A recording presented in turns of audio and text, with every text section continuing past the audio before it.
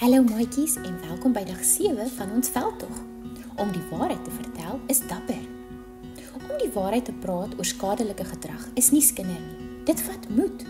God is naby aan die wat die waarheid praat. Efesiërs 4 vers 25 sê vir ons: Daarom, lê die leuen af en spreek die waarheid, elkeen met sy naaste, want ons is mekaar se lede.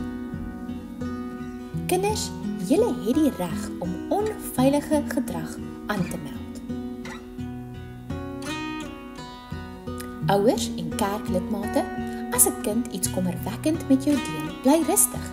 Luister eers en stel hulle gerus dat jy hoor wat hulle sê en rapporteer dit dadelik.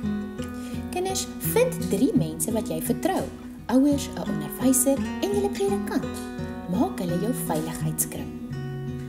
Hierdie episode is vir jou aangebied deur die Adventiste Kinderbediening Departement van die Noordelike Konferensie.